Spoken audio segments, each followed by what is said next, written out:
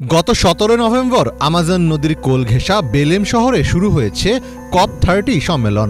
বিভিন্ন দেশের এবং সংস্থার প্রতিনিধিরা জলবায়ু সংকট মোকাবেলার জন্য যখন একটি চুক্তি তৈরির প্রস্তুতি নিচ্ছিলেন, তখনই ঘটে গেল অপ্রত্যাশিত এক ঘটনা। ব্রাজিলে অনুষ্ঠিত জাতিসংঘের জলবায়ু সম্মেলন COP30 এর ভেন্যুতে ভয়াবহ আগুন লেগেছে। সেখান থেকে দ্রুত লোকজনকে সরিয়ে নেওয়া হয়েছে এবং গুরুত্বপূর্ণ পর্যায়ে থাকা আলোচনা স্থগিত করা হয়েছে।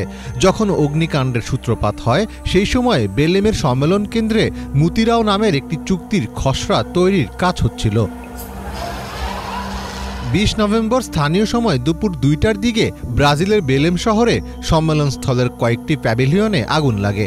মুহূর্তেই ধোঁয়ায় ভরে ওঠে করিডোরগুলো, আর উপস্থিত লোকজন চিৎকার করতে করতে বাইরে ছুটে যায়। দমকল ও অ্যাম্বুলেন্স দ্রুত ঘটনাস্থলে পৌঁছায়। আগুন লাগার পর বিশাল তাঁবু ও স্থায়ী কাঠামো থেকে তীব্র ধোঁয়া বের হতে থাকে।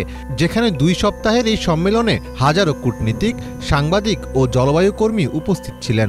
বেলেমের পুলিশ এবং ফায়ার সার্ভিস বিভাগ জানিয়েছে, কী কারণে আগুন লেগেছে তা এখনও অজানা। তবে অগ্নিকাণ্ডের কারণ অনুসন্ধানে ইতিমধ্যে তদন্ত শুরু করেছেন তারা। ব্রাজিলের পক্ষ থেকে জানানো হয়েছে, এ ঘটনায় ১৯ জনকে চিকিৎসা দেওয়া হয়েছে এবং ২ জন উদ্বেগ আতঙ্কে আক্রান্ত হয়েছেন। ফায়ার সার্ভিসের পরিদর্শনের পর রাত ৮টা ৪০ মিনিটে স্থানটি পুনরায় খুলে দেওয়া হয়। মীর ফজলে রাব্বী, বাংলা ভিশন।